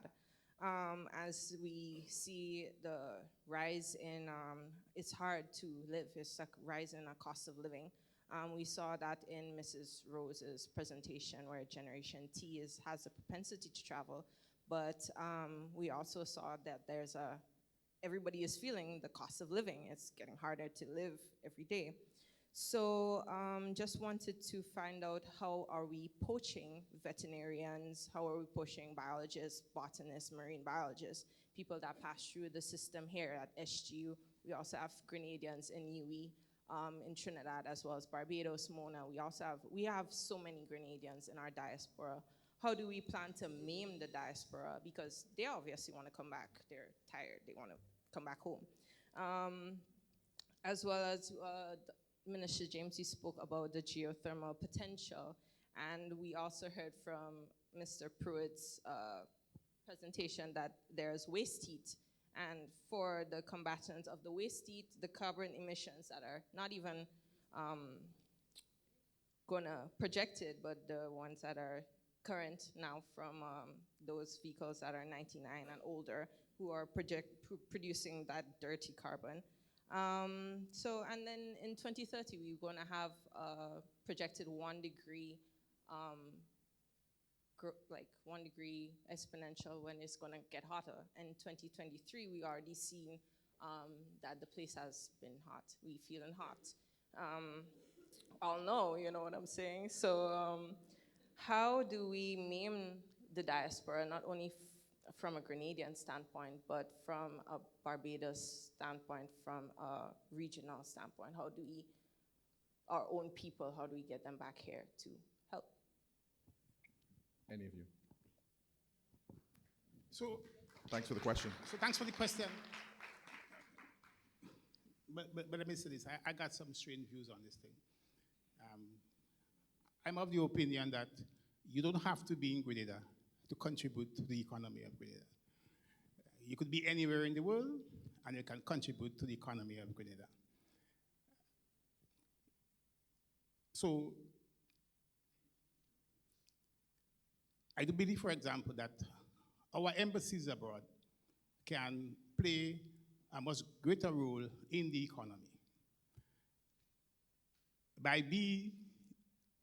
If we move our embassy from being mere diplomatic institutions and allowing them to play an economic role by having, let us say, an economist or an economic attaché attached to the respective to the embassy, their role could be to find markets for the products that, our agricultural products that are produced here in Grenada. So, you know, we are simultaneously exporting, yeah? Obviously, they can, if they wish, they can come back. If they want to come back, of course, they can still maintain that market contact that they would have over there, but they should come back with the technology and the knowledge on how to improve production in our country. My view is that most of the problems that we are having in agriculture is linked to shortage, insufficient production, insufficient supply. So the aim has to be to increase production as much as possible. So I can ask you a simple question. Why diamond, which is not a necessity of life, is so expensive? But water, which is a necessity of life, is so cheap. And the reason being that water is found everywhere, and diamond is scarce. So if you want to solve our problem, what we have to do is produce, produce, produce. When you increase production, we increase supply. When you increase supply, prices falls. And when prices fall, everybody could buy and everybody benefits. And then problems of inflation, probably pretty lasting that affect the industry, all that can go away with production. So what we are doing is that we are really focusing now in Grenada on increasing domestic production. In fact, the recent international events tell us that we have to look inward, we have to be more patriotic, we have to be more nationalistic, and we have to take measures all geared towards increasing our domestic production so that we can withstand better all these external shocks that we receive from time to time, yeah? And within the Ministry of Agriculture itself, we are taking a number of steps. We do a number of things to increase our domestic production. I just came from Cuba a few weeks ago. I signed 2 agreements, MOU, aimed at increasing our domestic production here in Grenada. And that's the approach that we are taking to solve, if I may say, the majority of the social and economic problems that are confronting us. Minister Thomas. I just think that I should make this point here this morning because on the issue of the diaspora, I remember in June 2023 when we came into office, there was a call to the diaspora. All those who are interested in contributing to building Grenada, please submit your resume. Within 6 days, there were over 600 Grenadians submitting their resumes in where we developed a bank. So we have a number of people who are interested in contributing. And let me say here this morning, I hope this gentleman will not be vexed with me. It took me 4 weeks when I got into the Ministry of Tourism in January 2024 to come to the realization that the chair of the board of Grenada Tourism Authority was not residing in Grenada. It took me 4 weeks. And the reason why it took me so long because I had total access to this individual. Mr. Dolan, stand up where you are this morning. Well, we came in together, so he had to go to another meeting, but he's here for the conference. And I'm saying to you that really and truly we can utilize our human resource in the diaspora. The world is just a click away. It's one global village, and we can make maximum use. But another important point that we have to tie in tourism with is the issue of health. None of us here are speaking about that particular issue, but this issue is very, very crucial. And health tourism is crucial, and we are embarking on establishing a teaching hospital. We have just purchased 83 acres of land. It's a starting process, but we are hoping before the next election is called, we'll tackle it. We'll tackle it this year. Thank you. We have a question to the left. I believe it. Sure, I'm gonna have you save that for your next response. A quick question here. You want to keep it moving? Turks and Caicos. No. Where are you from, sir? Your name and your organization? Avi Adams. I'm from the Turks and Caicos. Go ahead. My question, you just said that no one's really talking about health, but since I've been here, no one's really talked about safety. And safety is a huge issue throughout the Caribbean. In fact, and I want to tie it in with the youth, because everywhere I've traveled throughout the Caribbean, gang violence has been prevalent. And it spills over to tourist areas and even where residents live. And I want to hear you guys, your views on it. Because truth is, we always talk about the sun, sand, sea, and different things that attract people. But at the bottom of Maslow's hierarchy of needs is safety. So people will not come if they don't feel safe. We can't sit here and think that's the police's job, because truth is, we just spoke about how everyone is a part of tourism and everyone has to chime in and do their part. And for the most part, when I go to other Caribbean islands, a lot of them tell you, don't walk the streets alone. Why? Because it's not safe. So the question of safety, any of you? Thank you for the question. Anyone like to respond? Minister James? I would like to respond as a youth. First of all, let me tell you, Grenada is still the safest place in the Caribbean to be. Right? Safety comes in all forms. We've had incidences where isolated crimes, and perhaps maybe it's due to, young persons not being able to find alternative ways that they could use their energy, and so they have been involved in different things that led to criminal activities. But the notion out there to label Grenada as being unsafe and trying to tamper with the brand of tourism in the country, I think is quite unfair. Because when you look at the statistics, not only from me being a Grenadian, but when you look at the statistics, our crime rate is still one of the lowest in the Caribbean. Yes, so I think it still raises a valid point, and Maslow did say it is the second hierarchy of needs, the first being physiological needs. But it is a question that we definitely have to take seriously. It has to be a collective ministerial approach towards doing that. The Ministry of Youth has its mandate to ensuring that our young men, who we are seeing very scarce of in my ministry, we had an issue in terms of getting persons who are qualified to taking up the positions. And now when we have the opportunity to hire persons now, our ministry is mostly women that is employed. So where are our men? The question is, how can we as ministers, and we have had that discussion before, we've had, and we are looking into rolling out very soon, we are going to be rolling out some of the programs through the Ministry of Youth, that we want to ensure that our young men and our young women, they are meaningfully engaged and meaningfully employed.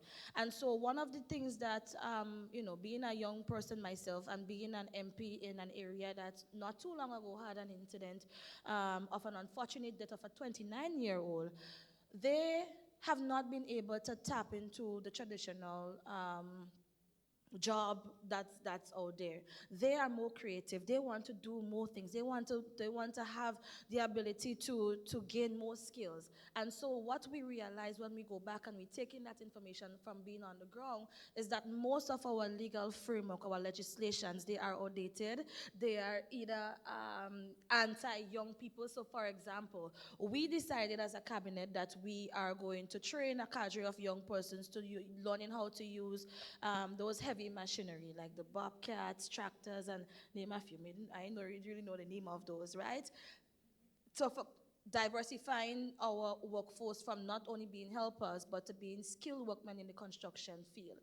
Lo and behold, our license for them to be able to drive, the class of license doesn't make them qualify for those that we are targeting, that we realize are being engaged in criminal activity or stuff that would deem them as citizens that are against law and order. So I would wrap up to say that it is a collective approach, and the idea and the notion that we are harboring about the Caribbean being unsafe, I think that we really need to look at it from a wider perspective and be careful in what we say, and Grenada is still the safest place to be in the Caribbean, or maybe the world. Thank you. I'm going to ask Madam Secretary from Tobago just to share some reflections. We want to get the ministers in the front row to just share some thoughts. She's a young leader in the Caribbean doing amazing things on the island of Tobago. Your thoughts on what you've been hearing this morning? Good morning to everyone, my esteemed colleagues and all the specially invited guests, and thank you for inviting me to this very important conversation. Before I begin my comments, I'd like to say that, Minister James, you are a woman after my own heart. I commend you for taking the bull by the horns, accepting an opportunity that has been presented for you to represent Grenada, represent young women, even in a space that you did not feel comfortable. You did not let that stop you, and I see you representing fully, and I certainly take your lesson for women to stand up and to not play small, because we are not small. We run the world, basically, yes? So in terms of the conversation this morning, what is interesting to me is particularly your area of responsibility, and I'm excited to hear about the plans for renewable energy in the sister islands of Petit Martinique and Carriacou. And the question that I have is, Grenada is leading in sustainability. They're leading in the conversation in sustainability in the Caribbean. How can we increase the linkages between other governments to be able to look at best practice that you guys are doing, the work that you guys are doing, and how can we begin to see how we can adopt some of what you are doing in our territories. I can say that Tobago and Grenada have a long-standing history. We were married to you before Trinidad, yes? And I could consider Tobago as being the Grenada of 40 years ago. Before all the branded hotels, we have the same brand values, the same unspoiled, undiscovered nature of our two islands is very similar. And I'm very interested in how we can harness renewable energy on our island. So I would like to hear, how can we further collaborate? How can we further have conversations between our two governments to ensure that the project that you are doing is not only successful in Grenada, but we can see how that could be benchmarked across the Caribbean and other territories that are looking at the same thing. Thank you, Madam Secretary. I'm going to ask each panelist to answer that question in their closing remarks. You have a minute each as it relates to inter-Caribbean cooperation and collaboration, but also the issue of intra-ministerial collaboration as well, given your respective portfolios. We'll begin with the Minister for Youth and Sports, Senator the Honorable Jonathan Lacret. Thank you very much, Mr. Moderator. Sustainable tourism through the eyes of sports tourism can be a very effective tool or vehicle that speaks to your country's visibility in the arena, as well as increases your country's potency to be able to function on that level of sustainability in the area of craft, whether it be sports tourism, agriculture tourism, renewable energy tourism, etc. And I believe that if that is to happen, it must start from the programmatic agenda of your sector, and the programmatic agenda streams from your policy agenda. So what is the policy agenda of your respective sector, especially youth and sport?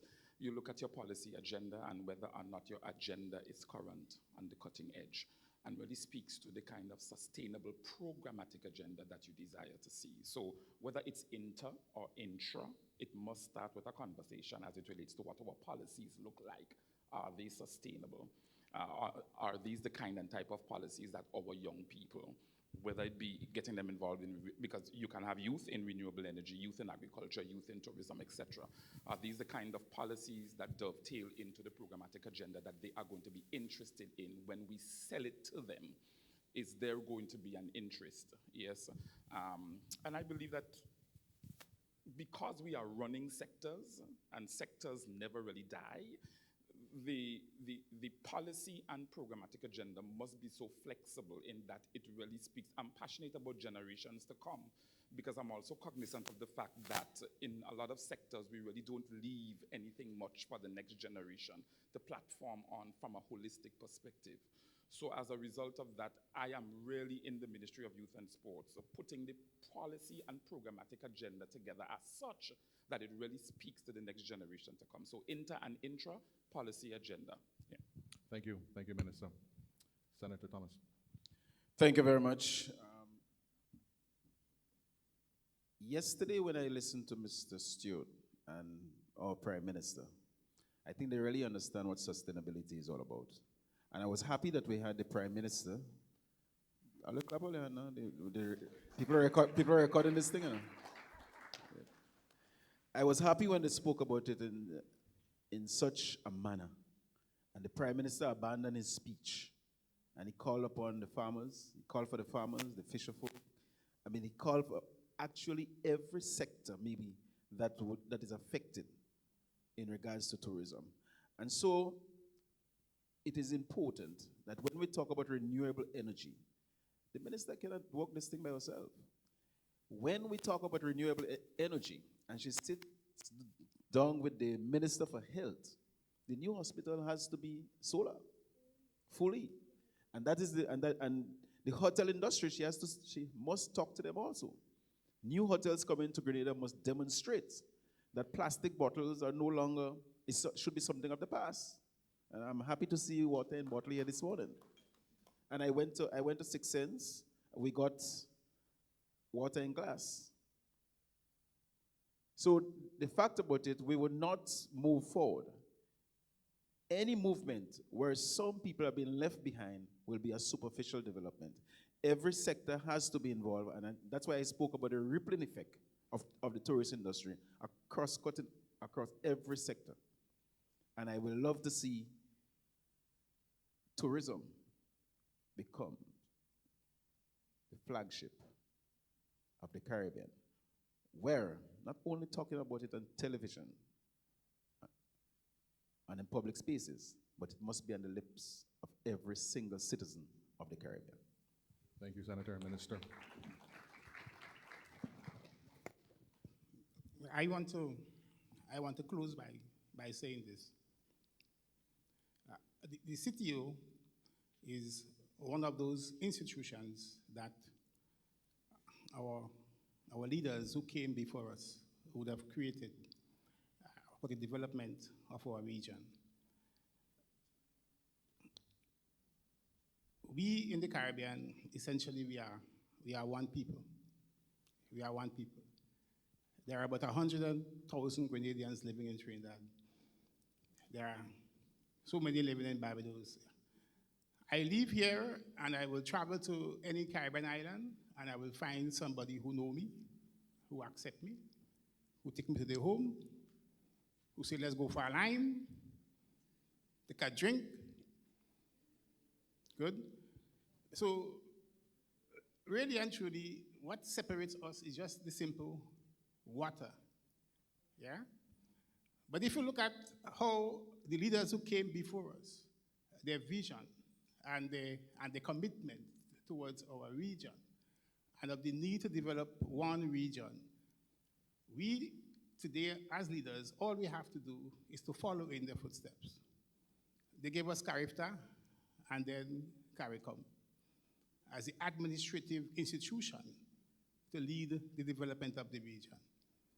They gave us University of the West Indies as the academic institution that will produce the brain cells to bring us together and to develop the region. They gave us the Caribbean Development Bank as the financial institution from where we can get the resources to transform our region. And they were backed by some of the finest academic minds in the region. William Dimas, Sir Alistair McIntyre, Roderick Rainford, and all of them. Yeah? So, from where we sit today as leaders, I mean, what we have to do is to continue the work of those who came before us and help to transform our CTO, our Caribbean Tourism Organization, into that institution that can propel and direct the region's development in such a way that it's done sustainably, but it brings benefits to each and every Caribbean national. Thank you very much. Thank you, Minister.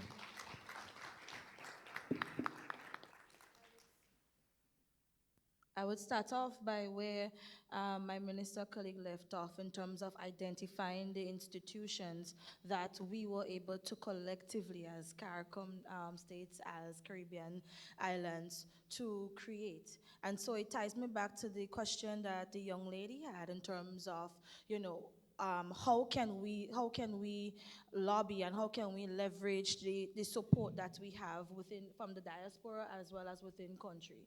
And I would say first and foremost that as small island developing states, and as my Prime Minister so rightfully and perfectly phrased it to say in big ocean states, the interaction between us as ministers, the interaction between us as countries in terms of ministerial similarities and so should not happen only when multilateral development banks such as World Bank and all of the others come to us and group us together to create something.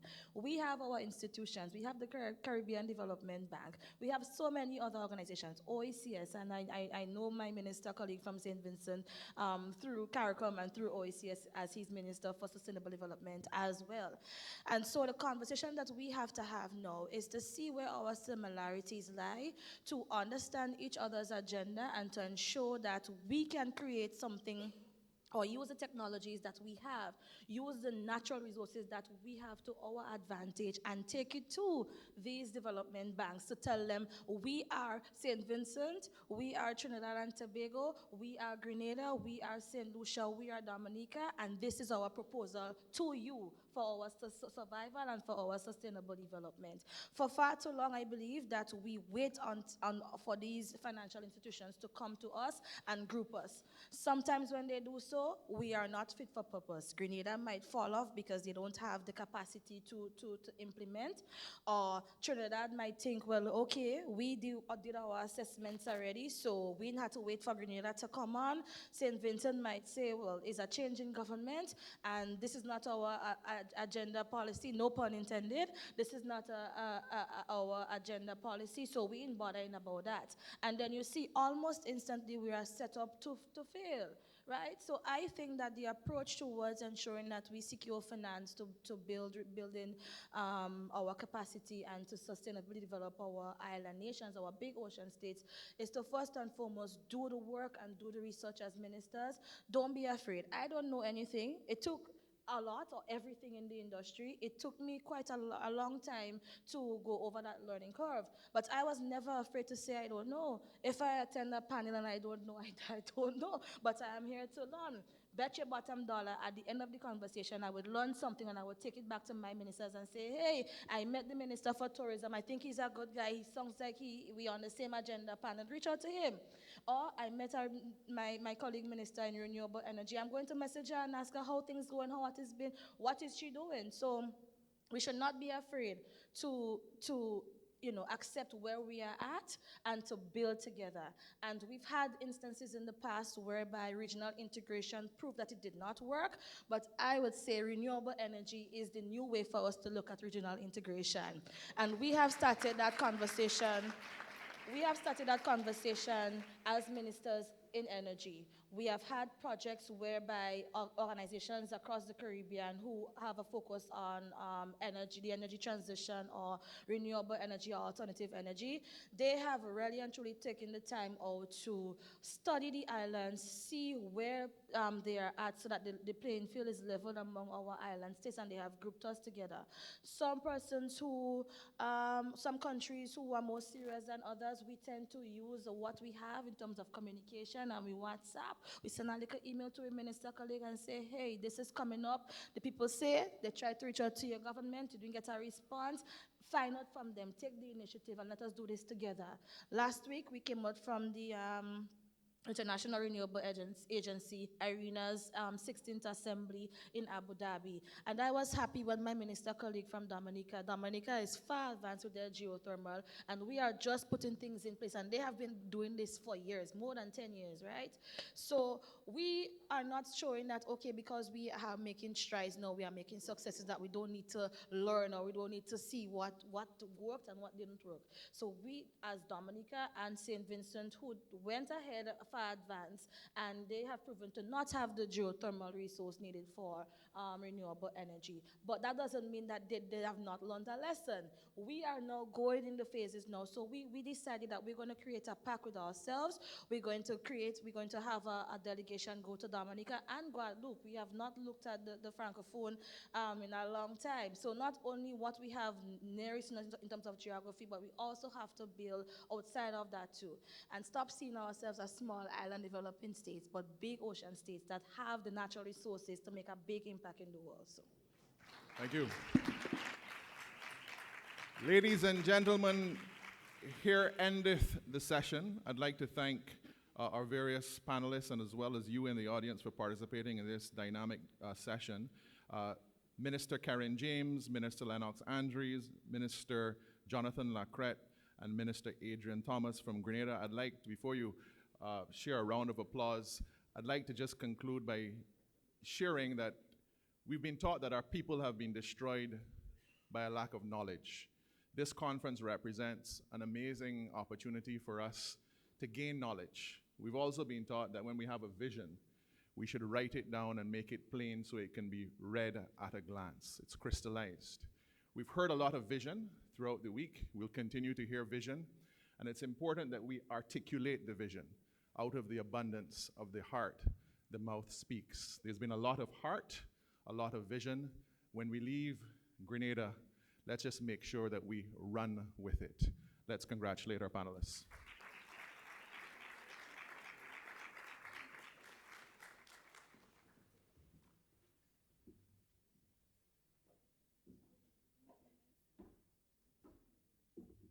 Ladies and gentlemen, let's give them another round of applause.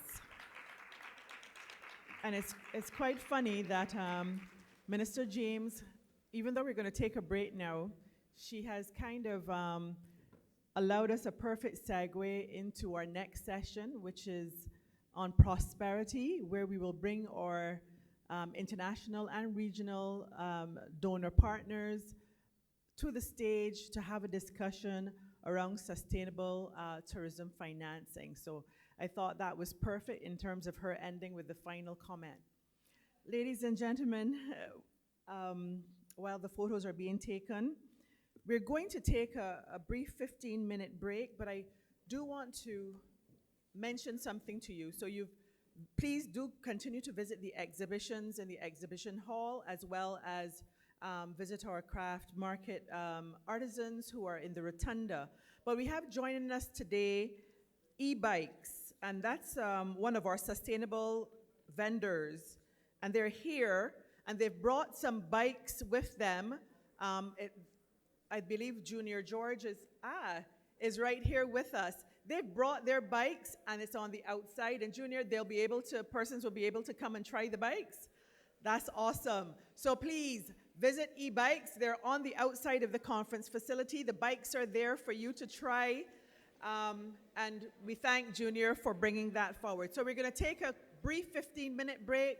Ladies and gentlemen, please, let's be back here in 15 minutes. Thank you very much.